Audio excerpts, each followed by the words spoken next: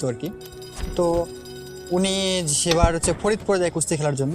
তো ফরিদপুর থেকে যখন ব্যাক করে তখন রংপুরে আসতে আসতে প্রায় রাত 10টা বেজে যায়। তো 4-5 সালের দিকে রাত 10টা মানে অনেক রাত।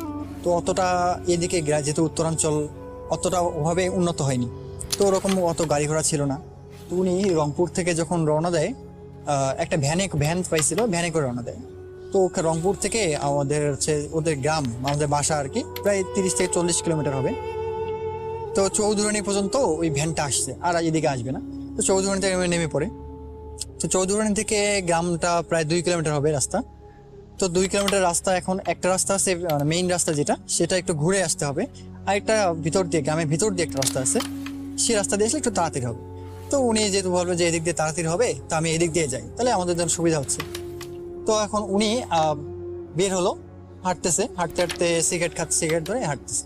তো এখন আস্তে আস্তে একটা গাছ আছে, তেঁতুল গাছ, গাছটা এখনো আছে, অনেক বিশাল।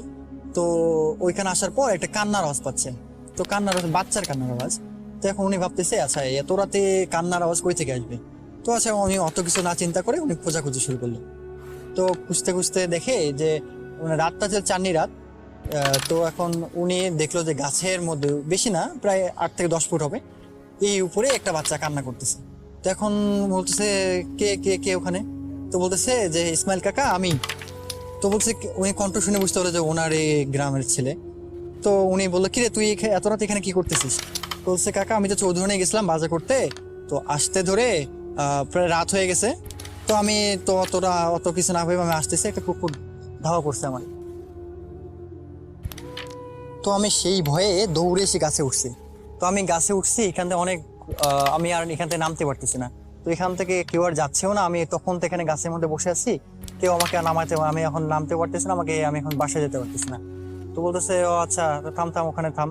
তো বলছে তুই ই কর, আমি তো একটা লাঠি দিচ্ছি, তুই লাঠিটা ধরে ঝাঁপ মার, আমি তোকে ধরতেছি। না না, আমি আমি তো নামতে, আপনি গাছে উঠেন, গাছে উঠে আমাকে নামাইনি। তো এখন উনি অত কিছু না ভেবে গাছে উঠলেন। তো উঠে এখন বলতেছে যে তুই আমার পিঠে চড়, আমি তোকে নামাই দিচ্ছি। তো এখন বাচ্চারা ওকে ওর পিঠে চললো। তো পিঠে চড়ে এখন নামতেছে।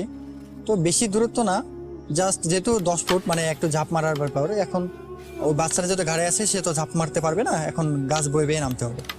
তো এখন নামতেছে, যে বাচ্চাটাকে পিঠে নিছে, মনে হচ্ছে কত না ভারী একটা জিনিস পিঠে নিছে।